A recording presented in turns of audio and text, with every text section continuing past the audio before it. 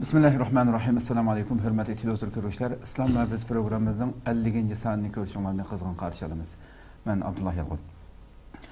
Kadirli görürmelerimiz hemalı malum boğandak programımızda başlayan günü tatıp bugün günkəgəcə dinimizde her bir Müslümanın nayet roşan, eniq düşünüş gerek boğan mavzularını her sanda ayrım mavzularını oturup okuyup tefsiri toxtulup kelyapmiz.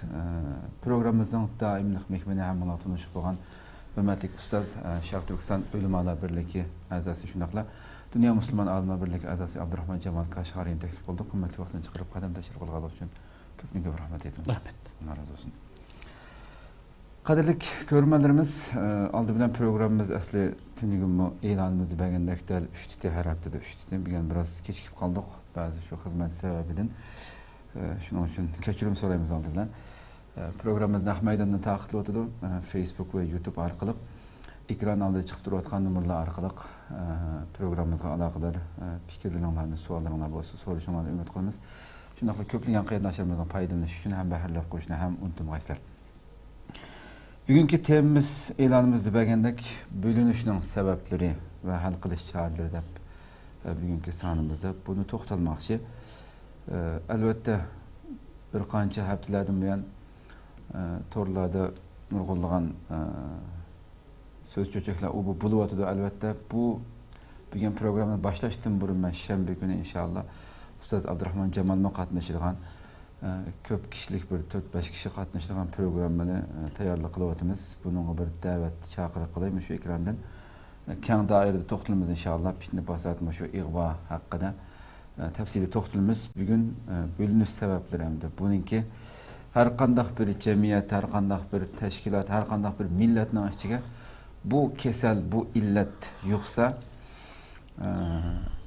uni vayron qildiganligi har qanday bir aql egasiga ma'lum bir narsa hamda bu. Shuning uchun buni bilgan biz islomning nuri bilan, buning ruhi bilan, islomning ruhi bilan bu vaqtda biroz to'xtalib boqaylik deb o'tiribmiz. Aldı bilan ustoz bo'linishning mohiyati nima degan savoldan boshlab kirsak. Bismillahirrahmanirrahim. Bizga iymon bilan qarindoshlik ne'matini ato qilgan Janob Alloh ham sana bo'lsin. İnsaniyatga nur, birlik, xotirjamlik elib kelgan payg'ambarimizga duo salomlar bo'lsin. Bo'linish ofatdir. Bo'linish eng buyuk musibatdir. Kuch-quvvatning dushmani. Acizlashninki yo'li va birlikninki ashaddiy dushmanidir. Bo'linish biz Sharq Turkistonliklarning yoki Uyg'urlarning, Xitoylarning mustamlikasiga yoki tajovuzchilikka duch kelishimizningki asosli sababidir. Bo'linish bir asrdan buyon xorliq hayotda yoki xorliq hayotga duch kelishimizningki muhim omildir. Bo'linish necha qatimlab elib berilgan inqilob yoki qo'zg'alon yoki harakatlarningki mag'lub bo'lishining muhim sirdir. Şuna bölünüşni qabul qilish, ya'ni bo'linishga normal qarash, yoki bo'linish bo'lmamdi deb qarash, bu dushmanninki planiga qo'shilganlikdir. Dushmanning maqsadini qo'llaganlikdir. Yoki dushmanga yem bo'lib ketishni ravo ko'rganlikdir. Bo'linishga eng xatarlik masalalardan birisi bo'linish iymonning ojizlik alomatidir. Hem axloq krizisining namoyandasidir. Xatarlik tarbiyat. Bo'linish iymonning ojizlik alomati va axloq krizisininki namoyandasidir. Chunki birlik iymonning taqozosi bo'lsa, bo'linish iymondan iborat buyuk bir ne'matga qilingan tuzkorlikdir. Düşmanımız biz Müslümanlardaki kuch manbasi bo'lgan birlikning ahamiyatini va buningki o'rnini tushunganlikdan bizni besib olgandan beri yoki bizni mustamlik qilib olgandan beri birligimizga, o'zaro hamkorligimizga har zaman dushmanlik qilib keldi. Fitna fasodlarni tug'dirib keldi. Millatimizni guruhlarga bo'lib keldi. Ki öz kimligimiz yot bo'lgan yoki uyg'un kelmaydigan har xil ideyalarni paydo qilib bölüşkə erişdi. Burundan tatib hazır kadar yurtvazlık, mahallevazlık köz karşını o'ttirib chiqarish orqali yanalam xalqimizning bo'lish harakatlarini davom qilmoqda. Afsuski bo'linish kesili ma'lum mezgillik bo'lmadi. Yoki ma'lum bir doir to'xtab qolmasdan uzluksiz bu davomlashmoqda, balki ulg'aymoqda. Hattoki millatni birlashtiramiz, vatan millatni qutqizimiz deb mush nomda qurilgan ba'zi bir birliklar yoki palana allaqandaq birlik tashkilotimi boshqa tashkilotlar bilan birlashish, hamkorlashishning o'rniga bo'linishning, parchalanishninki omili bo'lib shakllanmoqda. Qandaqdir ba'zilar bir-birini qo'llash o'rniga bir-biridan nopuz solishadigan, bir-biriga ustunlik qiladigan, bir-biriga akvosan bo'ldi deydigan bu xil bo'linish illatlarini bazağa sanmaqda yoki shuningga sabab bo'lmoqda. Yana ba'zilari "Mellam to'g'ri ish qilaman, mening tutgan yo'lim eng to'g'ri, boshqalarning qilgan ishi xato" degan bu xato tushuncha bilan boshqa tashkilotlarning yoki boshqa harakatlarning e'tiborini yoki nopozini xunuklaştirishga urinmoqda. Yana ba'zilar to'g'ri xato bo'lib qolish ehtimoli bo'lgan ba'zi masalalardagi ko'z qarashning o'xshamaslik sababidan o'zaro bir-birlari bilan yomonlashib yurmoqda. Buning hammasi nereden kelib chiqyapti desa, bo'linishdan kelib chiqyapti. Mana bo'linishning mohiyati bu. Endi biz o'xshash musulmonlarning Qur'on, sunnat ega, ilohiy nurga ega har qanday bir holatda birlashinglar deb chaqiriq qilib turadigan. Mushundaq bir xitobga ega musulmonlarning dushmanni tashlab qo'yib, o'zaro bir-biriga dushmanlik qilishi, bir-biriga ziyon keltirishi, bir-biriga o'ruk olishi, bütün o'qning uchini dushmanga qaratmasdan bir-birining obro'ini tushirishga, bir-birining e'tiborini tushirishga, bir-birini mulla qatqizishga urinishi bu bizdagi eng og'ir musibatdir. Xatolik bo'libmi, xatolikninki eng buyuki mushundan iboratdir. Chunki payg'ambarimiz la taxtalifu bo'linmanglar, parchalanmanglar. Chunki sizlarni ilgirki millatlar o'zaro tani yo'q ishlarda jidallashib, parchalanib, bo'linib, tugshab ketgan. Sizlar halok bo'lmaydisanlar, tugshab ketmaydisanlar, bo'linmanglar. Payg'ambarimiz yana bir hadisda alaykum bil jamaa, birlikni saqlanglar. Millatning birligini qo'g'danglar va iyyakum val furqa. Bo'linib ketishdan ya guruhbozlik shakllantirib boshqalardan ayrilib ketishdan qattiq ehtiyot qilinglar deb ogohlantirgan. Bu mana bo'linishninki keltirib chiqaradigan mohiyatlari. Ko'p rahmat haqiqatan nayet güzel bir şekilde içip böyle hem de bunu biraz içip bölünüşündeki görünüşlerden misallar keltirgen şekilde düşünürsek biraz. Elbette aqlga uygun bo'lgan bir masala yoki bir fikr haqida talash tartish qilish bilan talash tartish qilish sababli o'zaro jidallashib, bir-biriga tatu gap qilib, bir-biriga gumon yoki tuhmat atib bo'linib ketish oraliqida farq bor. Ya'ni deganimiz aqlga uygun. Ya'ni biz talash tartish qilmoqchi bo'lgan bir masala jamiyatimizda aqlga uygunmi, uygun emas, buni qarash lozim dastlab. Eğer aql uygun bo'lmasa buni tashlash lozim. Ya'ni bugun kunlikda hammadamga aniq bo'lgan, o'ttirga chiqsimi, foydasi bo'lmagan masalalarni o'ttirga chiqishni hech qanday g'oyasi yo'q. Endi bir aqlga uygun bir masala va hal qilish tegishlik. Ya ko'z qarash turlik bo'lgan bir masala. Bu masalada har odam o'zining ko'z qarashi o'ttirib qo'ysa bo'ldi. Ilmiy yo'li bilan, adab axloq bilan, o'zining usuli bilan. Lekin adab axloqdan chatnab yoki ilmiy talash tartish usulidan chatnab, jidal majra qilish, yoq siqishish yoki tilidagi bazab so'zlar bilan boshqalar haqorat qilib, bo'linishga sabab bo'lish oraliqida farq bor. Xo'sh. Nima uchun bu talash tartish tugmaydi? Hamma masal bir bo'lsa ummamdi degan bu savol kelib qolishi mumkin. Bunga javoban deymizki, dinimiz qaraydigan bo'lsak, dinimizga shar'iy dalillarning, ya'ni Qur'on sunnatdan iborat dalillarningki ko'p qismi har xil izohlashni qabul qildi. Yoki taqozo qildi. Ya'ni keskin hukmga ega, kisb bir taraf qilayotgan bo'ladigan hukmlar va Qur'on sunnatda yana har odamning har xil tushanchisini qabul qiladigan oyat va hadislarmi. Ya'ni shar'iy dalillar qarsak, dalillarninki xali ko'p qismi har xil izohlashni qabul qilganligi. Ening keyin shaxsiylar bo'lsin, mayli jamoatlar bo'lsin, mayli harakat tashkilotlar bo'lsin, har odamning vaziyatni kuzatishi, reallik qarta baho berishi har xil bo'lganligi uchun bu yerda tushanchininki yoki fikrninki yoki ko'z qarashning turli bo'lishi bu tabiiy masala. Shunga hammamiz bir o'pga sunmamdi desak, bo'lmaydigan yer bor. Ya'ni hujjat Qur'on sunnati iborat hujjatninki xali ko'p qismi har xil izohlash qabul qil. Uning ustiga hozirgi vaziyatda, masalan, Uyg'urlarning vaziyati, Turkiyadagi Uyg'urlarning vaziyati, dunyoning vaziyati. Buni qanday muomala qilamiz? Hammasidan o'zimizning manfaati qanday foydalanamiz? Dushmanni qanday yetim qoldiramiz degan bu masala qarta ko'z qarash har yerning sharoiti qarta, ahvoli qarta farqli bo'ladi. Tashkilotlar mush asosda harakat olib bordi yoki izlanadi. Lekin bu ko'z qarash masalasida talash tortish qilish, ilmiy talash tortishni chetlab ketib qolsa, u vaqt nima yuz berdi bo'lsa, fikr mutaassiblik kelib chiqadi. Hammasi meniki to'g'ri deydi. Xo'sh. Axloqdan chetlash sabab bo'ladi. Men necha kundan yuz berayotgan ish axloqdan chetlashdan kelib chiqmoqda. Axloq bo'lgan bo'lsa, buning birinchisi insof bo'lgan bo'ladi. To'xtabdi, men bir insof qilaydi. Majburkanni bir tutib baqay degan bo'ladi.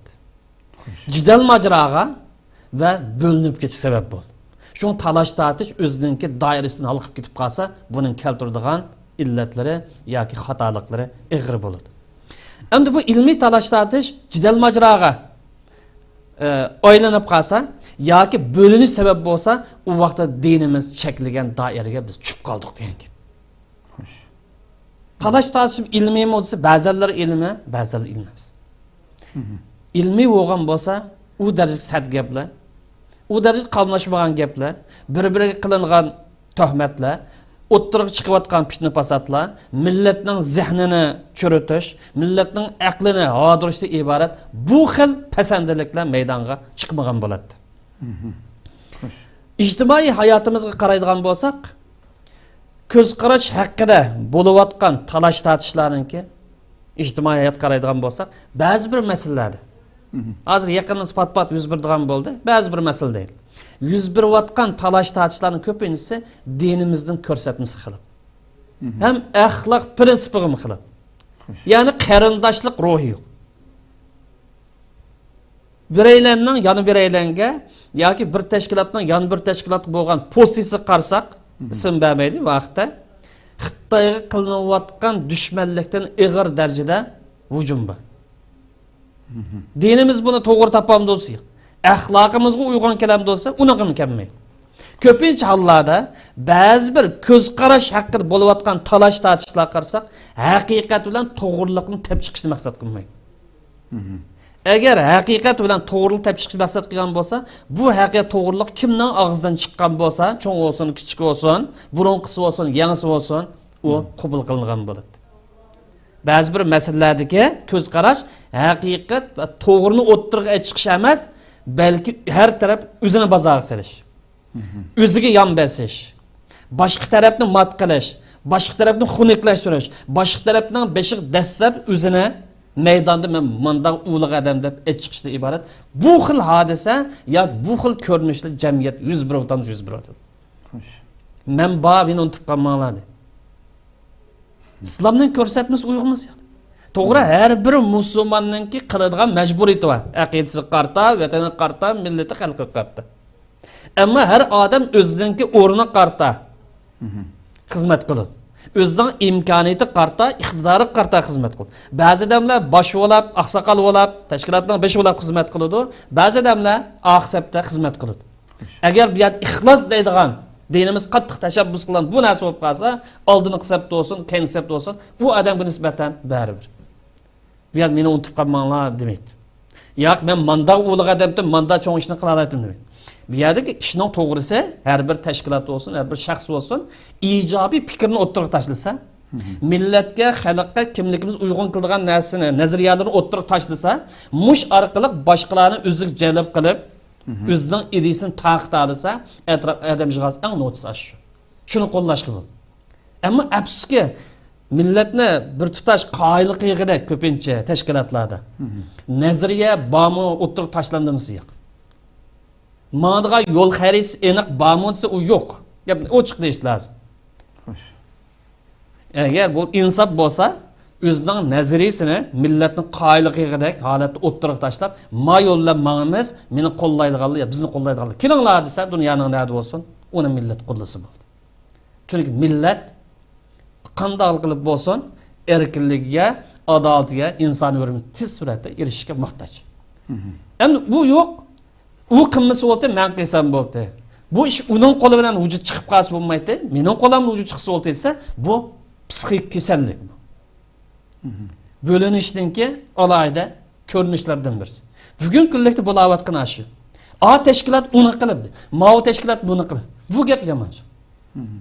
Aslida bu yerda ishning to'g'risi u uni qilib buni qilib emas, to'g'ri yo'lni o'ttiriga chiqib boshqalarga o'rnak bo'lib menish yoki o'ttiriga bir narsani chiqarish. Bu yerda aql va insonlar jamiyatda bor. Qaysi eng foydali bo'lsa uni tutib mang'alaydi. Ham qarasak talash tortish qilayotgan ikki taraf bo'lsin yoki to'rt taraf bo'lsin, musulmon. Uning ustiga nishon bermoz nishon bir. Ya'ni nishon bir degani Xitoylarning zulmidan qutulib mustaqilligimizga ozodlik erishsak. Musulmon ham nishondir. Shunday turug'lar o'zaro bir-biriga so'qishib turib, bir-birisiga putib turib, ya bir-biriga jidallashib turib, bu harakatni yoki bu kurashni elib bag'ini bo'lsa bo'lmaydi. Musulmonlikqa ham nishongimi bu xilof keladi. Chunki da'vatchi bo'lib qolsa, da'vatchi bilan bo'linish birlasholmaydi. Da'vat qilib turib bo'linib qiynalmaydi. Siyasetçi olsa, yani teşkilatçı olsa, cemaatçi olsa, andaqçı, mandaqçı olsa, yani şu umum bir cemiyet namida bölünüş bilen siyaset birleşmeydi. Siyaset kılıman deydiken bölünüş bilen işmeğmeydi.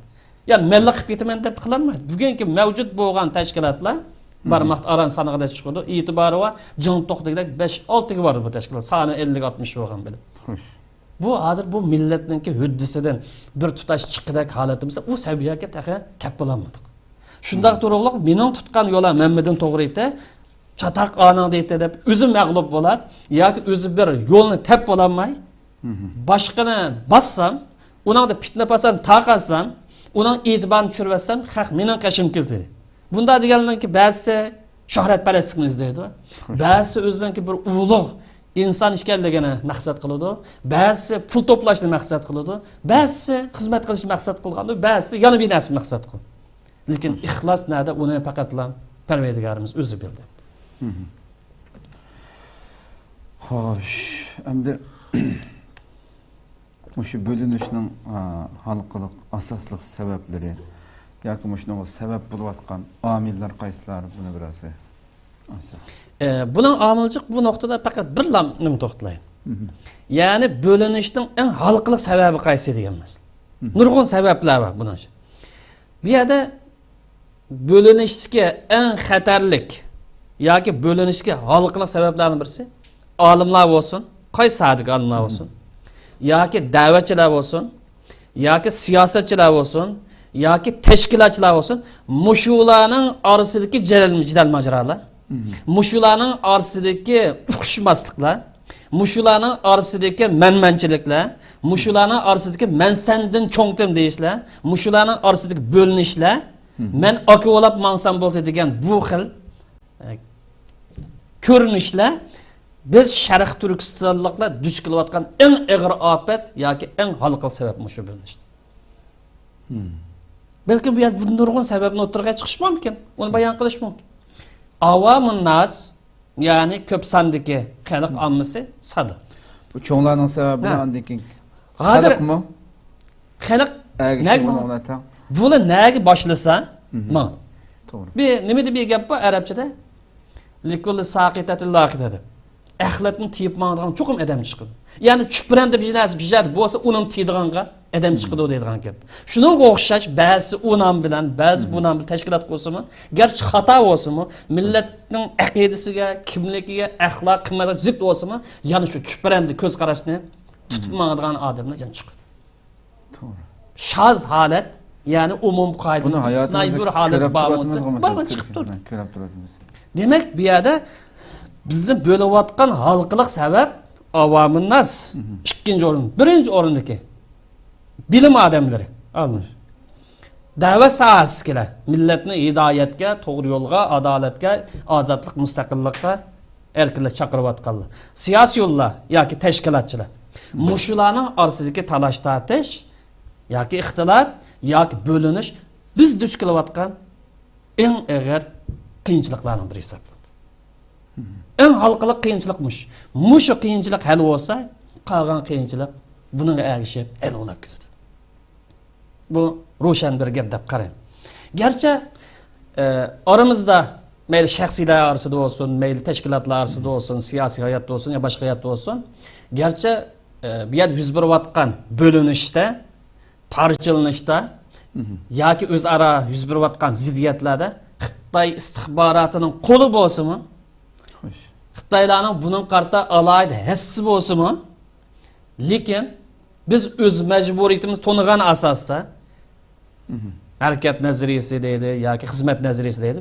O'z mas'ul to'nigan asosda Xitoylarning yilmikiriga har qaysi taraf sagik bo'ladisa, bu Xitoylarning o'yiniga tushib qolmaymiz. Bo'linib ketmaymiz, guruh bo'linib ketmaymiz. Apskunda qilmadik. Ismini qarsak shunday chiroyli, paloni birlik edi. Birlik olmaydi. Eng buzg'uncha omillarning sabablari shu bo'ladi ba'zanlar. As birlik bo'lgandan keyin ya qo'shilash, yoki has qo'shash, yoki to'liqlash, hech bo'lmasa dushmanlik o'rniga chiqmaslik kerak. Sening o'rniga men chiqaman deydigan bu xil ofat shakllanib o'tamiz, shakllanadi.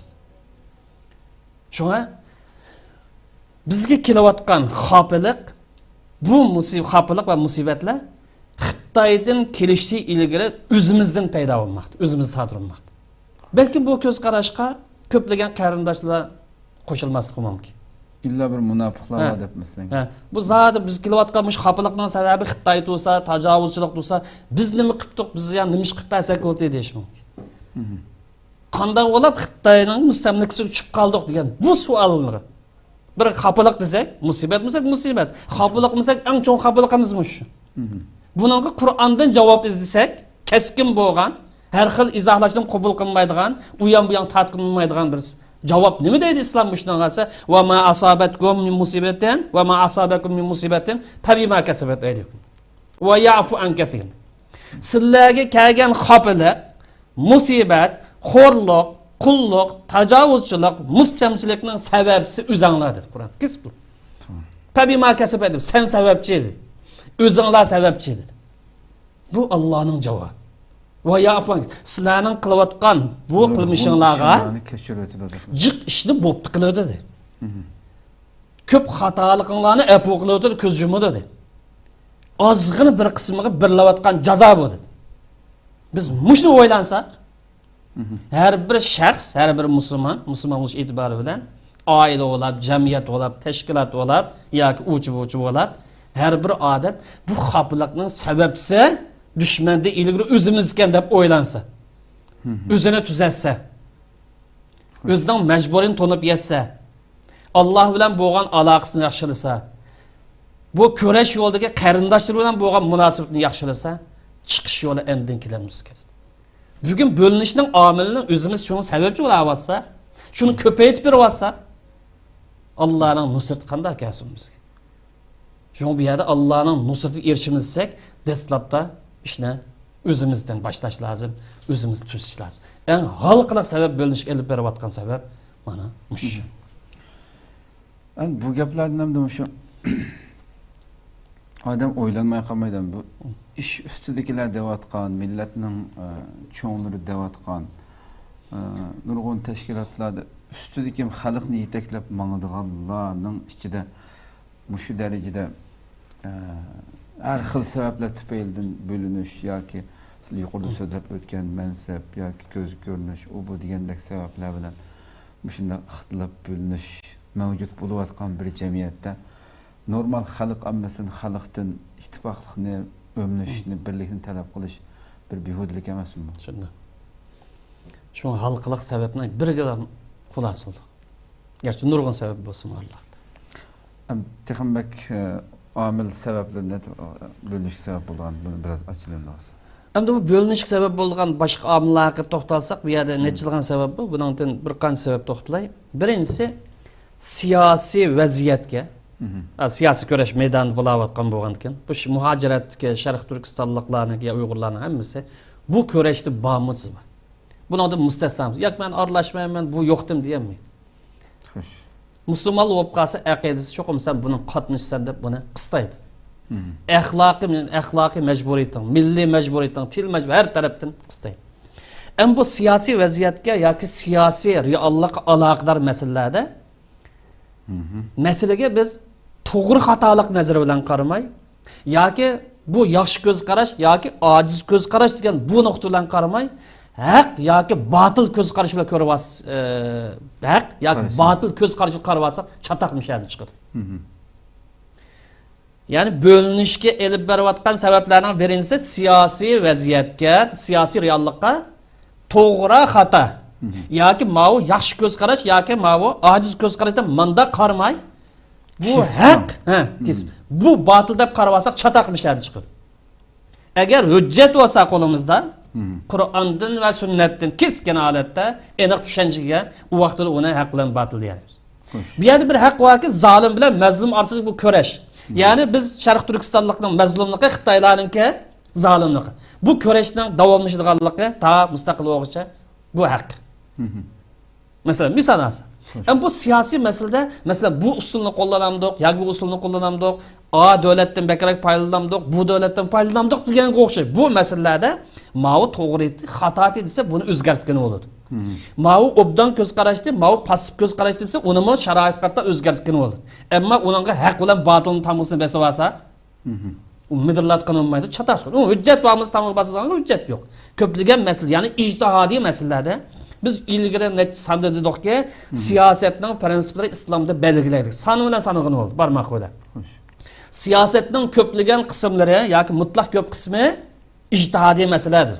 Yani to'xtamay o'zgarib turadigan masala, taraqqiy qilib turadigan masaladir. Agar buni biz hammasini haqlam deb belgilab olsak, yoki batil qator chiqarib olsak, boshqa hech kimni qabul qilmaydigan, boshqa hech kimni e'tirof qilmaydigan ta ko'chaga kirib qolgan bo'lamiz. Bu birinchi sabab. Yuz berayotgan xafalıqlarninki ba'zi mana mushundan chiqadi. Bu xususan shu jihad fikridagilarda bu ko'z qarash xatolik bor. Hamma masalada ma haq batil. Hujjatdan bo'lmasa qarab tur. Yo'q. Qur'on sunnatdan aniq tushunchaga ega bo'lib qolsa, haq bo'lsin, batil. Agar unda umuman ijtihodiy ko'z qarash bo'lsa, masalan davlatning raisi nima deb ataymiz degan o'sha. Bu ijtihodiy masala. Uni sultan demdi, rais demdi, prezident demdi, yana bir şeyden bu mühim emas deyimiz.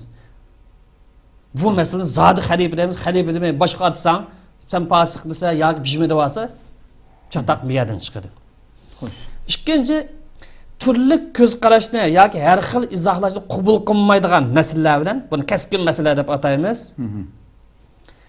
Har xil izohlashni qabul qiladigan masalalarni ayirmaslik, farqlantirmaslik. Xo'sh. Bu nerede yüz berdi olsa iki meydanda bunu düşünüş mümkün. Mesela dinimizde bazı keskin meseleler var. Düşüncesi enak olgan, ruşan olgan, başkaça izahlaştı, kabul kılmayın. Qaysi bir alim bolsan, şu xil düşünceni aldığan mesele var. Bunu keskin meseledir. Mesela namazın farzligi, zakatның farzligi. Bunun ikinci xil göz qarash barmız yok. Namazda zakatның farzligi. Ma mesele bilen her xil izahatni kabul kıldıgan. Men bir xil izohlashim mumkin, sizlar bir xil, yana bir aylan bir xil izohlash qabul qilgan bo'lgan masala. Buni ayirib olsak, masala chiqmaydi. Ya'ni keskin masalada ittifoq cho'qim kelishimiz lozim. Xo'sh. Har xil izohlashni qabul qilgan masala o vaziyatga, manfaatga, sharoit qarta, ba'zida u ko'z qarashni olamiz, ba'zida bu ko'z qarashni olamiz. Uning yo'li ochiq. Endi buni siyosiy vaziyatga tatbiqlagan vaqtimizda, siyosiy hayotimizda masalalarning birisi, chataq chiqayotgan masalalarning birisi siyosiy prinsip belgilanmaylik bizning siyosiy hayotimizda. Ya'ni Sharq Turkiston davosida yoki ko'rishida siyosiy prinsip belgilanmaydi. Shunga hamma masala talash tortishga ochiq. Hamma masalada hamma odam kichik bo'lsin, cho'ng bo'lsin, bir narsani deb baqiradi. Bu yerda qizil siziq qo'yilish lozim. Ma meselede eğitişmayımız, çakılmayımız, toxtalmayımız, kesilgen mesele. Ama uningda boshqa meseleler kengir qo'yilish lazım. Yani siyosiy prinsipning ro'yi asosida, dinimizning maqsadlari asosida to'xtamay siyosiy taraqqiy qildirish, boshqa insonlardan, boshqa millatlardan ijobiy foydali usul choralarni olib turish, bu yo'lliqimiz yo'lliq. Buni siyosiy vaziyat tatbiq qilyapti. Üçüncü birisi böyle sebep bo'lgan, hozirgi vaziyatda jiddiy qilish tegishlik ishlar zodi qaysi deydigan bir afzallik hukm bor, yoki muhimlik tushunchasi. Buni bilmaslik. Masalan, biz deydi hozir qilish tegishlik ish iqtisod bilan boshlashdi. Yani birisi deydi hozir qilish tegishlik jiddiy ish siyoset bilan boshlash masalan. Hozir birisi ish mumkin, eng jiddiy ish kampani yig'ishtirish. Yani birisi bir xil izohni qo'yishi mumkin. Mushu tushunchaga ega bo'lmay qolib qolsa, 10 yildan qiysib bo'ldigan yoki mustaqil bo'lib vatanimizni qo'limizga ep bo'lib qiysib bo'ldigan masalalarda shug'ullangan insonlar mavjudmi? Ma tushuncha kelmay qolib qolsa, bizsa oldingi plan, kelgusi plan tuzilib, bizsa o'tmishning plani bilan mashg'ul bo'lib, boshqalarni mashg'ul qilib yuradi. To'g'ri. To'rtinchi sabab xalqlik cho'ng masalalarda bilimsiz yoki tajribasiz kishilarning oldiga chiqib olishi yoki fatvo berish. Bo'lni sabab bo'ldi qadimish. Bilim bormiz, bilim yo'q. Tajriba bormiz, tajriba yo'q. Eng cho'ng masalalarga qo'l uzatgan, eng cho'ng masalalardan bir narsalarni deb baqqan, eng cho'ng masalalardan o'ziningki kichik odam emas ekanligini isbotlayman deb bir narsani deb baqqan. Bu holat nimaga sabab bo'ldi bo'lsa, bu bo'linishga, parchalanishga sabab bo'ldi. Beşincisi, talash tartish qilsa qanday qilamiz? Buning bir axloq bormi? Munoziraning bir qoidasi bormi? Buni bilmasdik. Shu biz ko'pincha munoziraning ko'pinchisi haqoratlash, tillash, bir-birisi bilan munosabatni uzib o'tish, fikr o'xshamaslik sababidan bu ahvollarning yuz berishi, bu munozira qilish, talash tartish qilish qoidasini bilmaganlikdan kelib chiqadi. Oltinchisi, millatga birdek vakillik qilgan yetakchi siyosiy ideyani kuchlantirishning o'rniga har bir tashkilot yoki har bir jamiyat yoki har bir harakat o'z tashkilotining kuchlanishiga ahamiyat berish. Bizningki ko'rishimiz bir, tutgan yo'limiz, vositamiz o'xshamaydi, ammo nishon bir. Shundoq to'g'riliq millatning hammasini bir doiraga ekildigan yetakchi bir siyosiy ideyani kuchlantirib, millatni birlashtirishning o'rniga har birimiz men kuchlansam bo'ldi, mening tashkilotim kuchlansa bo'ldi, ma'oning oldiga chiqsa bo'ldi deb desak, yanidan bu bizni birlashtirgan omil shakllanmaydi, parchalanish, bo'linish, ya'ni davomlashadi. 7-chi, hamkorlashish va birlashish ufqimidan umidsizlantirish uchun ba'zan deydi, mush Uyg'urga o'xshash shunchalar bo'linib ketgan, parchalanib ketgan, hech kimning gapini anglamaydigan bu millatni birga ekkagin bo'lmaydi. Buni birlashtirgan bo'lmaydi. Buni umid uzgayash. Eng yaxshisi birlashtirman deb avarmay tashlab qo'yib, mush bo'yicha mang'ini yaxshi deydigan bu xil tushuncha bilan ish qilsa yoki umidsizlantirsa, bu bo'linish taqsim sabab bo'ldi. Nima uchun birlashamaydi? Burun birlashganmiz, birlashgan.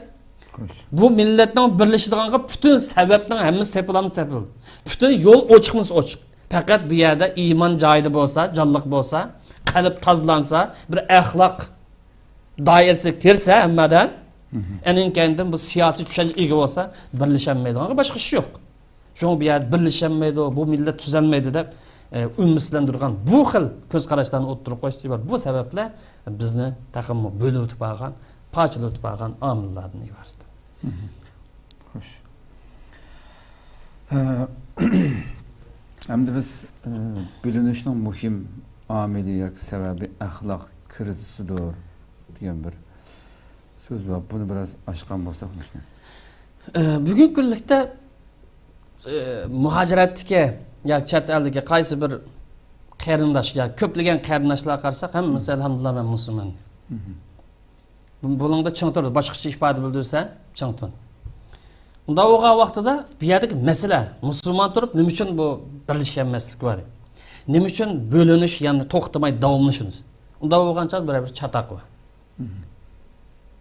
Agar buningki iymoniy tushunchisida chatoq bo'lmay qolib qolsa, axloqiy tushunchisida chatoq bor deydi. Chunki iymon bilan axloq bir-birisidan ayrilmaydi.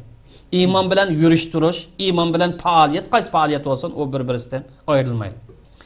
Ko'plagan ahvolimizni qarasak, hammamizning deydi, iymon tarbiyasi, qalbini poklash tarbiyasi va axloq tarbiyasining ojizligidan islom farz süptini belgilab bergan qarindoshlikninki huquq majburiyatlariga aykılmaktımız. Xo'sh. Dinimiz bunu farz süptiga chiqargan, namozni farz degan bo'lsak, qarindoshlik ruhini, qarindoshlik haqqini farz qilgan bir prinsip. İnnemal mu'minuna ihvan. Xo'sh. Bu farzga sal qarayapmiz. Bunun huquqlari, majburiyatlariga parvo qilmayapmiz. Bunun sababi nedir? İman tarbiyasining kamligi, qalbini paklash deydigan bir tarbiya eng muhim, hammaga muhtoj bo'ladigan qalbimizning paklanmayotganligi va axloq tarbiyasining yetarli bo'lmaganligidan bu islom alayhi farz sübtida bizni ko'rsatib bergan qarindoshlik ruhi shakllanmaydi. Hamda qarindoshlik o'zaro biz necha tarafdan qarindoshlik bor? Aqida qarindoshlik bor, milliy qarindoshlik bor, irqiy qarindoshlik bor, taraf-tarafdan bor bu qarindoshlik. Bu qarindoshlik kuchli bo'lsa, iymonimizning kuchli bo'lganligi, o'zaro qarindoshlik munosabatimiz ojizlashib ketsa, iymonimizningki ojizlashib ketganligi bu kishilar tarafidan ya ko'plagan qarindoshlar tarafimizdan diqqat qilinmayotgan bir masala. Davga vaqtida bugungi bo'linish sabab bo'layotgan muhim ishlarning birisi axloq kirisi. Xo'sh. Axloq kirisiga chiqayotgan ahvollar bizning axloqimizning ne kadar buzilib ketayotganligi, mayli siyosiy hayotda bo'lsin, yoki iqtisodiy hayotda bo'lsin, yoki yana bir ijtimoiy hayotda bo'lsin, axloqimizning ne kadar buzilganligi jamiyatda, iqrorlarda ko'rinib turibdi. Shunda bo'lsin bu yerda axloq kirisi sabab bo'lgan bir necha masalalar haqida to'xtalaylik, yoki axloq kirisining omillari haqida to'xtalaylik. Birinchi, iymuniy qarindoshlik, aqida qarindoshlik ruhininki yo'q bo'lganligi ba'zilarda yoki ba'zilarda ojizlik. Musulmonning qarinishi. Uning zulm qilmaydi edi. Muhtoj bo'lgan yerda tashlab etmaydi edi, haddisi. Xo'sh. Xo'rlamaydi edi. Nurg'un aqdir. Bu ba'zilarimizda bor, ba'zilarimizda yo'q. Ojiz. Birinchi bu tuyg'u yoki bu aqida, qarindoshlik aqidasi kun sari ojizladi. İkincisi ba'zilarimizda o'zida mag'rurlanadigan, menmanchilik qiladigan, mendek adam yo'q deydigan yoki mutakabbir kasal, mendan boshqasi yo'q bo'lsa deb da'vo qiladigan. Bu axloq kirzisi bizning bo'linishimiz sabab bo'ladi. Mag'rurlik bo'lsa, menmanchilik bo'lsa, kibrlik bo'lsa, boshqalarni yaratmaydi. Halbuki dinimiz har bir musulmonni har vaqt kamtar bo'ldi. Har qancha bilgan bo'lsang, sening bilgining qalin, ozg'in bir narsadir. Nima bo'lib ketsan, ozg'ina bir narsa bilsa, mutakabbirlik qilma deydi. Bu axloq kirzisi yana bo'linish sabab bo'ladi. Uchinchi birisi bo'linish sabab bo'lgan g'ayvatxo'r, g'ayvat qilish. Bugungi bu illat naydi. Suxanchilik. Odatda bir odamni ayibni dinimizda yopdi. Anglagan bo'lsangmi, anglamassan, ko'rmassan. Ammo biz tamoman buning ta'tirisida, dal ish buyurun degan sifat kuchlilik darajada qo'ymay ko'chlab ehtibimiz. Bo'xtan chaplash, delil pokisiz. Ko'rinib turibdi reallikda. Musulmon qarindoshlarini haqoratlash, kamsitish yoki fitna ag'va taqitishdan iborat til kasalligi, til ofatlari bu axloq kirsisiningki muhim ko'rinishlari. To'rtinchisi o'zidan boshqalar yomon gumonli qaraydigan. Ya'ni boshqalarga qarg'avat qora ko'zoynak taqib qaraydigan illat. Hem mush asası muamele kılan. Kaç saat olsun? Xo'sh. Halbuki dinimiz qarindoshiga, musulmon qarindoshiga agar josuslar bo'lmasa, jasus isbotlanmasa, unga yaxshi muomala qilish, yaxshi gumon qilish buyurdi. Yomon gumondan ishtani bu, kathira minaddan. Ko'plagan gumonxo'rlikda saqlanadi. Bugungi ko'plagan masalalar jamiyatni qo'chiyotgan, xalqning beshini og'ritayotgan masalalarning ko'pinchisi farazdan gumonxo'rlikdan o'ttirib chiqadi. Isbot dalilvan qanoatdan yo'qdir. Kur'an'dan talimatıga, sünnetten talimat tamam 100% xilaf ahval çıkıyor. İctani bu kathiran minaddan dedi. Gumanның köp kısmından saklandı. Ama bizde tamamen ona eksici. Beşincisi köyünüşün acizlik. Mavi bir Müslüman kardeşim, milli kardeşim, vatandaşım. Ya qaysı bir taraf. Köyünüş aciz. Eğir beriş, eğir bes koş takıyor. Kichikkin bir gap o'xshagan saklab turadigan shakal to'p o'xshash, ertalab hujum qilib turadigan, Apu qilish ruhi yo'q. Ya bugun demisi bu masalani ato'gan devog'ini hal qilvag'ini bo'ladi deydigan. Darhol shu zaman raddiya bermay qolib qolsa, davlat qo'ldan ketadigandak yoki uning tashkilot butun tugishib ketadigandak bu xil holatga tushib qolish ahvollar ba'zilar bamusiz. Oltinchi suhbat o'tkazish yoki munozara qilish yoki talash tortish adab axloqi yo'q. Ko'pincha gap topolmay qolib qolsalar og'zini buzadi. Ko'pinchalar chiqadi. Mujohid deganda mi chiqadi bu? Ba'zi molla deganda mi chiqadi? Gilos taqganda mi chiqadi? Yana mi chiqadi? Halbuki payg'ambarimiz bir musulmonning yan bir musulmon tilida og'zini buzishi bu fosiqlik degan. Fosiqlik deganda. Oltinchi, yettinchi sababi haqiqat prinsipning ziddiga bo'lsinmi yoki to'g'rining ziyniga bo'lsinmi o'ziga ham bosadi. Haqiqat ziyon ta'simaydi, prinsip ziyon chiqsa mayli, aniq to'g'ri ziyon chiqsa mayli, lekin mening deganim bo'lsin deydigan bu xil fikriy mustabidlik, siyosiy mustabidlik, mansab mustabidlikdan iborat bir kasallik. Bu ba'zilarda borki, mening deganim bo'yicha qilsanglar, men bu ishda bo'lmasa mayli yo'q deydi. To'g'ri. Prinsip zid kasimi o'zining fikrini tanlash o'rinli. Haqiqat zid kasimi o'zining gapini bozor solish o'rindigan. Agar u haqiqat bilan prinsip emas, ma ish eni xato, to'g'ri tadbirga uyg'un emas desam, yana ham o'zining gapini tanlash o'rindigan bu xil mustabidlik. Bundan saqlanish lozim. Chunki bu o'zaro bo'linishga sabab bo'ladigan omil. 8-inchisi ba'zilar fikriga, ba'zilar iqlimga, ba'zilar tashkilotga mutassib. Xo'sh. Biz fikrimizda musulmon bo'lsak, islom fikri bo'yicha yashaymiz. Aqidamizning buyrug'i.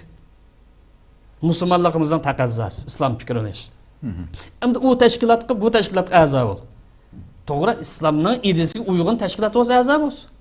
Agar islomning ta'tursiga ish qildigan, islomni haqorat etgan, bugungi bo'layotgan tanqidnomalar bo'g'ini qilinayotgan islom hujum. Jiq masalalar qarasak, islom hujum qilmoqda. Faqat bu ochiq Qur'on ismi bilan hujum qilmayotdi, ammo islomni jamiyatdan chiqarib o'tish, islomni siyosiy hayotdan yiroqlashtirishdan og'ir darajada hujum qilyapti. Hatto islom yo'lda menayotganligini da'vo qilib turibdi sizlar. Ba'zi da'vo qildi, ba'zi aniq oshkora hujum qildi. Haqiqatan tushunish. Emniyati bormi? Bu musulmon bo'lgan ekan, islom fikranma. U tashkilot da'vosi, bu tashkilot da'vosi. Maqsad bu yerda millatning xizmatini qilish, o'zimizni erkinlikka erishtirish. Bu yo'lda buning degan alam to'g'ri, qag'inning tamoman xato, unda chiqarib olsak bo'lmaydi. Balkim buning bakrak to'g'ri edi, biz sizinki azroq to'g'ri edi. Bir insof bo'lg'avati bu masalalarni tadrijiy bir yak ekkanmiz. Agar bir tashkilot butun tamoman to'g'ri yo'l, ya'ni biz tamoman xato yo'l desak, uni yaqinlashtirish, hamkorlashtirish yoki birlash mumkin emas. Xo'sh. Biz prinsipal masalada bir yak kelsa, tarmoq masalada hammamiz o'zining ishini qilsin, o'zining yo'lda bo'lsin, endin bu yo'lni ochib qo'yadi. 9-inchisi olimlarni va kasbiy iqtidorli kishilarni hurmatlamaslik. Bu bo'lni sabab bu. Chunki jamiyatningki jugini, jamiyatni yetaklaydigan asosiy kuch, birinchi kuch jamiyatga bilim odamlar. Olimlarni va kasbiy iqtidorli odamlarni hurmatlamaslik bu jamiyatda bo'lni sabab. Chunki uning kaynidan mangadigan, ergishadigan odamlar bo'ladi. Unda bu bo'linishga sabab bo'ladi. 10-inchisi cho'nglarni hurmatlamaslik va kichiklarni qadrlamaslik. Mana bu shu axloq krizisi sabab bo'layotgan, yoki bo'lni sabab bo'layotgan omillarning davomi. Yana bir halqa bizniki balki hamda masalan Turkiyadagidek yoki taraqqiy qilgan madaniy davlatlardek biz aramizda ilmiy shaklda suhbat qilish, fikrlash axloqining bo'lmasligini asosli sabablardan. Yuqori deb o'tdi. Ya'ni munozara qilish ya suhbat o'tkazish axloqi yo'q. Shunda mening qilmasam bir-birisiga hujum qildigan yoki tillashib ketadigan. O'ttirga chiqqan gap ikki taraf chiqadi. Shu gapni mizonga taroziga solmay biz sening unvonini o'lcham qilib olgan. Xo'sh. Biz seninki qiyofatini o'lcham qilib olgan. Biz seninki mansibini o'lcham qilib olgan. O'lcham emas-ki. Bu munozara sohasida yoki suhbat sohasida mizon tushirgan narsa har bir odamningki o'ttirga chiqara olgan masalasi. Qo'yilayotgan masala. Hakikaten bu yer ben bazı oylab qalmamda, ba'zida shunda qarama-qarshi mesela nurg'un sohalarda bir-birisiga zid ko'z qarashdagi ikki odamni akilib urush chiqib ketmay suhbat qilib qilishdan ansirgashga ba'zilar bir-birisiga qarama-qarshilarni aklamay batimizda. Mesela Türkiye'de mesela bir-birisiga tish tirnoqidan o'ch ikki firqadagi ikki jamoatdagi ikki partiyadagi inson bo'lsa bir-birisini suhbat qilganda qarshi tarafdagi gapini anglab bo'lib sayin deb yani hurmatlik men falan bunun fikriga men qo'shilmayman deb o'zining fikrini o'tirib qo'yaverdi. Urushib qolmaydi chiqqandan keyin birga choy ichib chiqib ketdi. Shunda. Yo'lig'i manga deb. Biz ham bu o'lqa hayron qolarlik ham bu o'lqa seviyaga kelishmi boshqa bir masala endi. Xo'sh, endi amma shunda bir ciddi bir halkalık mesele evcil oturduğu gidek bir halatımızdan açarmış o bir kelgen günümüz her bir halkımızga hemmesi ayan bulup duruyatkan başında bir şeraitim yani bulan tartışıp olduratımız bunun ki bölünüşün ki hatırının ki hakkında biraz bir yakısak. Bulan deyimiz ki bilimsiz adamla nada adamla özünün bilimsizlikini his kılmasa o nadan duruyor. Bəzələri var, kitap okumaydıgan deyil. Bəzələri var, bilim elanız, bilim ağını olmaydıgan. Bəzi bir yerdən anlap qalğan gep bilen, bəzi bir yerdə tuğan gep bilen özünü alaydı, hörmət sanab, özü qədəm salıb duruyordu. O savadsızlık onun davamlı gidiyordu. Şunun oxşaş bu siyasi hayatta siyasetçilerinki, siyasi teşkilatlarınki, yoki cemaat, hareketlerinin kim bolsun qatnazar bölünüşni ve parçalanışni yoki birleşemezlikning xatirini his qilolmay qolib qolsa, bölünüş hal taxim oshadi degan. Ya'ni savotsiz odam, bilimsiz odam o'zining bilimsiz ekanligini his qilmay qolib qolsa, nadan holda turaverganda siyosetchilar yoki tashkilotchilar bölünüş o'zaro hamkorlasholmaslik, birlasholmaslik desakmi, bölünüş ve o'zaro hamkorlasholmaslikning qanchalik xatar olib keladiganligini millatga, siyosiy kurash qanchalik ig'ir ziyon olib kelganini his qilolmay qolib qolsa, bölünüş taximmi kuchayib qoladi. Mana bu nuqtaga hammadan diqqat qiladigan bir nuqta. Shundaqla bu qarindoshlar orasida foydasiz, ahamiyatsiz talash-tortishlar ko'p bo'lsa, foydasiz.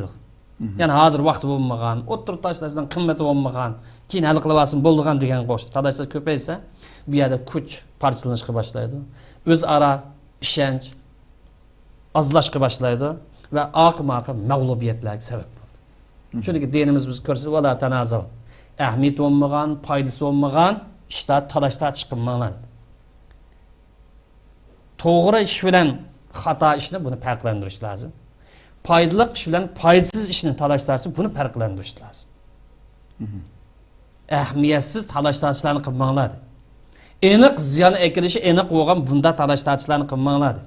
İslam'ın körsetmesi, mavudep enik bir körsetme tutsa, Müslümanlar bunun kaylı olup menvası bir türküm adamlar çıkıp, onun təturisi de talaşlarçı kıysa, yok biz İslam'dan degin bonç mağmayız, başka yol mağmayızsa, bir yerde nemi çıkam çıkmamdı.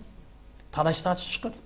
Bir bölük kişiler İslam'dan ko'rsatmasi mavi yo'lami? Yani bir bölükü ta'tir yo'l bilan chiqadi. Mesela bugün kunlik ba'zilar deyki, bizning bu kuni qilishimizning sababi İslam. Sen İslam'dan qanchalik tushunsa, qanchalik amal qilsan desa, bavilar yo'qlanadi. Taroziga tushadi yo tushmaydi o'n gram san. To'g'ri. Talash tortish qilmanglar, mag'lub bo'lasizlar. Kuchinglar tugaydi. Ishonchinglar bir-birini ozlab ketish bilan ziyon tortib ketgan. Bu bölünüşün xatarımış. Şunu bir yerde siyasi erbaplar, iqtisadi erbaplar, cemiyetlik asas kişi olan, bilim erbapları, asası başta olan güç, bula bölünüş ve hemkarlaşanmaslıktan ki siyasi hayatta algı baskını olmaydıqanlığı belki işine takınma bölüş, davamlaşıdığanlığını bula es qilish lazım başkalar değil. Şundaqla bu bölünüş mag'lubiyat sabab bo'lganini aniq oyatning hukmi bo'yicha. Kuchning parchalanishga olib bordiganligi, ishlarninki unumsiz bo'ldiganligi, cho'ng ishlarni qilishdan mashg'ul qildiganligi. Masalan, qaysi kun chiqqan fitna fasad ig'volar necha odamlarni o'ziniki qilmoqchi bo'lgan faoliyatlardan, ishlardan mashg'ul qildi masalan. Eng xatarlik yarmishadi. Haqiqatan bir qaysi bir adamның sözü isim kelib qoldi, bir jahil özü üçün qilgan yam askerlikni özü üçün qilgan. Onun düşməni mi? Onunğa unchilab qilmaydi. Herkes qilib bo'lmaydi. Jahil özü üçün düşmandan bakrak o'ziga ziyon saldi degan bir gap bor. Ham yuqorida so'zlagan nimadan Müslüman bir Müslüman özünün karşı tarafındaki aldaki Müslüman qarindosh üçün bir yaman söz onun kelgen vaqtida aşından bir yaxshi gumon qilish uchun 70 xil bir o'zini kallaga keltirish kerak debchu. Aldidan ras ashdamidi deyishdan burun 70 xil bu anda bo'lib qolganda ya mundaq deb ishni yaxshi tarafiga o'ylab turib fikr qilish kerak. 71-qatimda bo'lsa mendan bir uni bir tekshirib hatta yani İbn Teymiye'nin bir gibi bu belki muştanga münasebetlik olsa gerek kıstırım şekilde. Siz bir adamda bir gapni anlagan bolsanız udullam hata terbiye yapmam deydi. Udullam yaman guman qilmang. Udullam niyetingizni buzmang. 40 xil ehtimollikda yaxshi tarbiyaga olib boring deydi. O'ngga, solga, oldi keyniga bir yerda yaxshilik chiqib olib boring. 40 qatimda yaxshilik deb olib bormasangiz bu yomon gapkan ziyonlik deb 41-qatimda olib boring deydigan gap. Nayt, aniq ro'shan. İmam Ibn Teymiye'nin so'zi. Xo'sh, endi buni bir hal qilishning usullari haqida qancha so'zlar bilan tugatamdiq. Har qanday bir qiyinchilikningki sabablarini o'tirib qo'ygan vaqtida, Xo'sh. bu sabablarning orasidan shu qiyinchilikni hal qilish chorasi mana deb chiqadi. Masalan, bizning qiyinchiligimiz nimasi? Eng chong qiyinchiligimiz mustamliklik. Mustamlik tushib qolgan. Biz qanday bo'lib Xitoylarning mustamlikasiga tushib qoldik degan sababni burmoch o'tirib qo'yish mumkin. Buning ichidagi eng halqiliq sabab izdigan vaqtida bo'linish ekanligiga shak yo'q. Hech kim ixtilof qilmaydi. Dastlabdan tortib bir gavda, bir ruh birlik holda tug'an bo'lsak, bu kuniga qolmaydi. Xitoylarning toza tushib qolmaydi. Demak, qiyinchilikni hal qilishning sababi oshniki qiyinchilikni chiqadi. Şuna qiyinchilikni keltirib chiqargan sabablardan qutulsak, qiyinchilikni keltirib chiqargan sabablardan qutulsak, qiyinchilikni hal qilishning eng yaxshi chorasi shu yerda bo'ladi. Şuna dastlabda bir qiyinchilik qilish, boshqa yerda izlab yurish kerak. Mushni keltirib chiqargan zodi omil qaysi sababga shuni izlaydi. Shuni topadisak, insof bilan tahlil qilib yakunlayolsak, biz shu illatdan, shu xafalikdan qutulsaqlar, ya'ni shu sabab qutulsaqlar, bu qiyinchilik chiqib ketadi. Demek bizde bu kunu koygan nas bölünüş, bir yakilenmeslik, guruhvazlık, yurtvazlık farklı çoğanken bunun eksi boyunca hemkarlık, birleşiklik, biraz musabı olsun mu hemkarlık kadem koyalsak çıkış yolu kilem dostu geldi. Bu birinci sebep. İkinci sebep siyasi meydandakilerge nispeten deyimiz ki siyasi akımla ya ki siyasi teşkilatlar arasında prinsipal ortak noktalar hemkarlış, bölünüşünü saklış. Mesela o teşkilat olsun, bu teşkilat olsun, ilmi olsun, fikri, siyasi ya iqtisadi olsun, prinsipal mesele hemimiz ortaklaşsa öz işi talaşlar çıkmıyor. Çünkü onun kıldığına mı okşaş, bunun kıldığına mı okşaş? Çünkü halkılık noktada böyle ittifaklışı var. Onda oğan demiş ixtilaf çıksın. Bugün kıllıktaki talaş tartış, birbirine hücumlar, birbirine kılınatkan ahanetler, şu teşkilatlar arasında prinsipal meseleninki koyulmağanlığı belgelenmegenlik.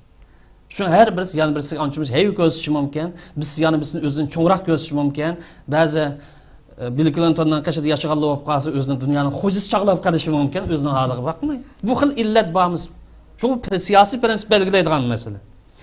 Siyasi akımlarımız prinsipal noktalarda hemkarlaşış, birbirine medet veriş, bir teşkilat yani bir teşkilatın özünün qarindishi, özünün yardımcısı ve bir partisi tap qarash. Bu ne için kuruldu, bu ne için kuruldu. Nişan aniq olsa, prinsip aniq olsa, o yardımcısı. O qarindishi. Bu xil ruh bilan qaralsa, bölünüş bo'lamdi, parçalanish bo'lamdi. To'g'ri, tamamen onu bir nonga o'xshash ya bir xamiga o'xshab birlashtirish qiyin bo'lishi mumkin hozir qarab davlat bo'lmagandan keyin. Ammo har birisi o'zining yo'lda qasqasin, lekin prinsip birligi bo'lsa, oqqa o'xshab qarindoshlik bir ruhi bilan muomala qilarsa, natijadan chiqqan. Dinimizning buyrug'i shu. Saddidu qaribon keyin izohlaymiz. Hamda tashkilotlar yoki siyosiy aqimlar orasida hamkorlik majlis shakllanadi. Bu muhim. Tashkilotlar orasida yoki siyosiy aqimlar orasida to'g'ri hamda hozirgacha bo'lgan tashkilotlarning ko'pincha qismi bir bölük adamlarning u yerda bir bölük muayyan bir ideyaga asosan shakllandi, bu yerda bir bölük adamlar muayyan bir ideyanimiz bilan shakllandi, yana bizsa yana bir g'oyib shakllandi. Yani öz için bir iş qilmaymiz mı? Bu millet için, bu dinimiz için, bu xalqimiz bir iş qilmaymiz, ayda şekilleneydi. Bunların ideyalarda biraz fark varmız mı eminiyet? ideya to'qinish bormizmi? Biz men ilgari ko'p to'xtaldim bu temada. Hozir shu naq bijak eklanmayotgan masalaning birisi sabab to'salg'i ideya to'qinishning bo'lganligi. Buni e'tirof qilmay bo'lmaydi. Bu masala bizni to'saqlayotgan narsa ideya to'qinishi. Shunga bu yerda siyosiy aqimlar o'zaro bir hamkorlik majlisi, u birlikka unga hali uzun zaman ketadi. Bu hamkorlikdan otlab o'talsa endi birlik o. Buni shakllantirsa o'zaro yuz berayotgan masalalarni tahlil qilish, yoki tushuncha hosil qilish, yoki muzokaralashish, yoki krizis yuz bergan vaqtda buningga o'rtaq pozitsiya tutishda alohida foydasi bor. Chunki yuqori deganimizga har bir tashkilot o'zining kuchiga tayanib shakllangan bo'lg'achqa, har birisi o'zining ideyasini tutib mavjud. Ham shuni kuchlantirish, shu ideya bo'yicha harakat qilishni asos qildi. Unda o'g'avatir men o'zimning yo'lda manaman dedi. Yana bizning o'zining yo'lda manaman dedi. Bu yerda vatan millat, aqida vatan millat iborat cho'ng g'oya ojizlashishi mumkin. Chunki har bir tashkilotni boshqa saylab qo'ymagandan keyin, xalq saylagan bo'lsa edi, masalan, Turkiya hukumati partiyalarga o'xshash ovoz bilan tushirdi. Chunki bular o'zi chiqiliqli. O'zining kuchini vereglik, qanini vereglik, vaqtini vereglik, iqtidorni ishlatdigini, unda bo'lgancha boshqa saylamagandan keyin g'atchada uni tushirib, buni chiqarib qololmaydi. Buning yo'li nima endi unda? Hukumatdagi unda shakllanmagandan keyin. Mayli nima deb chiqib olsin, hozir mavjud bo'lgan birliklar yoki guruhlar yoki tashkilotlar yoki jamoatlar deydi. Buni birlashtirishning yo'li bir hamkorlik majlis doirasiga kelish. Siyosiy ideya asosida. Agar siyosiy ideya bo'lmay qolsa, u majlisni qurib qo'ygan bilanmi 2 soat qolmay cho'lib ketdi. Buni beshini bog'lab turgan narsa ideologiya birligi, siyosiy prinsip birligi. Endi kendi bir majlis qurilsa, har birisining hamkorligi bilan bu ish natija chiqadi. U vaqtda bo'linishdan tadrijiy saqlangan bo'ldi. Bu uzun nazi o'tirib qo'yilgan, ammo nima uchun hosil bo'lmaydi desa, yuqorida dedik. Musulmon xalqimiz endi nishon maqsad yoki nishon g'oya. Shunday turug'liq bo'linishda harakat davomlashib. Aql qo'yimiz aql uyg'un emas. Lekin reallik shu misli reallik. Buni hal qilishning yo'li prinsipni birlashtirish, ya'ni prinsipning asosini. Ening kendin hamkorlik majlisi shakllanish. Buning ehtiyoj bo'lsa, ehtiyoj bor. Uchinchisi siyosiy tashkilotlar orasida islomning qarindoshlik ruhini va sevgi muhabbat ufqini rivojlantirish. Birinchi bo'lib tashkilot qarindoshimiz qarindosh. Ma dushman ufqini tashlashimiz. A tashkilot buning dushmani emas, bu tashkilot uning dushmani. Agar Xitoy qurib qo'ygan tashkilot bo'lsa dushman, Xitoy chiqargan bo'lsa. Agar undaq bo'lmasa, bu millat uchun bir ish qilaylik, dinimiz uchun ish qilaylik, kimligimiz uchun ish qilaylik deb qurilgan tashkilot bo'lsa, o'zaro diniy jihatdan qarindosh, milliy jihatdan qarindosh. Ening kendi bu yerda sevgi muhabbat ufqini bir qanot berish lazım. Ya'ni dushman kimni dushman tutamiz, kimni do'st tutamiz deydigan islomda bir aqida xarakterli kishi bor. Ma'u narsani o'tira chiqarsa, unda bizga zulmni kim qildi? Xitoy qildi. Dushmanimiz ash. Boshqa qarindoshlar boshqa zulm qilmasa, uni dushman tutish islomning aqidasiga yoki sevgi muhabbat ufqini tamoman zidmiz. Ma aqidani qanot yaduga vaqtida bu ish yana olg'madi. Dördüncü siyasi təşkilatlar yoki siyasi aqimlar o'rtaq kelalaydigan nuqtalarni o'ttirib chiqish va rivojlantirish. Endi hozir bo'layotgani bir-birisi kelishmaydigani bozorga solib, uning undaq nimasi bor emasmi deydi. Bu qo'pol, buning bu nimasi bor emasmi deydi. Uni qo'yib turib, har taraf o'zininki kelishalaydigan nuqtani o'ttirib chiqsin. Kelishalaydigan nuqta necha %da kelishamiz? Masalan, eng oddiy misol berib aytsak, ba'zilar islom aqidasi shunday ro'shan aniq bo'lsa-mu, butun talashlar to'shab ketgandek unda tasvirlaydi. Musulmonlar ahli sunnaga tabi musulmonlar aqidaning 95% yer ittifoq. 5% kelgan vaqtda turli izohat, turli tushuncha bilan har xil ko'z qarashda. Yo'lliqmiz yo'lliq, chunki dinimiz ashuni o'chib qo'ygan. Afsuski talashlar 90% da ittifoq kelgan 5% unda tasvir qilib qo'ygan bir qism davonli bor. Şunun o'xshash siyosiy hayot, siyosiy tashkilot nima uchun qurildi? Maqsadi nima? Nishoni nima? Unda on ittifoq kelgan nuqtam tashkilotlar orasida persen bo'yicha xali bir yerga bas kerak. Ya'ni 90 ga bormasmi 80 ga yaqinlashishi mumkin. Unda o'g'anchada ittifoq kelgan nuqtani bir yerga jo'g'lab bo'ladi. Ittifoq kelanmaganini buni tadrijiy o'zaro bir yerga keltirib olsa bo'ladi. Beshinchi, har xil ko'z qarashni qabul qiladigan masalalarda, ya'ni ijtihodga yig'in bo'lgan. Siyosatning ko'p qismi nimani qabul qildi? Ijtihodni. Har xil tasavvurni, har xil tushunchani. Ya'ni har xil tushunchani qabul qilgan masalalarda har kim yoki har taraf mening ko'z qarashim to'g'ri, xato bo'lishi mumkin. Boshqalarning ko'z qarashi xato, lekin to'g'ri bo'lishi mumkin degan. Bu qoidani tutib masa, bu bo'linishdanmi chiqib ketadimiz. Buningmi hal qilish chorasi topalaymiz. Bu qisqacha çağrılar ibaret. Köpten köp rahmet. Allah razı olsun. Ait güzel bir içip verildi. Programımızın vaktimi tüydemdi inşallah. Yeni bir sohbette devam kılamız. Kadirli görürmelerimiz şuna kılıp 50. sanimiz İslam'da biz programımızın müşahede ahırlaştı. Sözlep ötüldü mezmunla.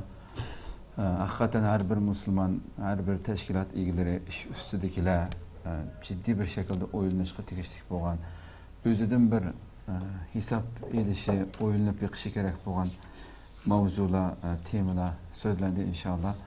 Bugun asli biz dushmanimizga ularni xo'shal qiladigan, kuldiradigan, bundaq ularga o'yin qo'yib beradigan bu ishlardan asla bu ishlarga yaqinlashmasligimiz, yiroq turishimiz kerak bo'lgan shundaq bir ig'ir bir vaziyatda har bir Şarkı Türkistan halkı her bir Uygur bu en yürükünün en çunqur katlamlarından his kılıvatkan Xitayning birinci derlik münafıklardan başka her qanday bir Uygur his kılıp durup yaşayotgan bu azapni his kılıvatkan bugünkidek bir vaziyatda düşmanga yoki düşmanning g'alchilariga ularni xo'sh qiladigan, ularga o'yin qo'yib beradigan ishdan yiroq turishimiz kerak bo'lgan bugünkidek bu vaziyatda bu ishlardan yiroq turishimiz kerak edi. Afsuski bir qancha kunlardan buyon hemen ko'rib turibmiz. Allah bu ahvolimizni o'ngshab berishini Allohdan so'raymiz. Rabbim ömür bersa yana bir qatimliq suhbatda o'xshash soatda ko'rishguncha omon bo'linglar. Assalomu alaykum va rahmatullohi taala va barakatuh.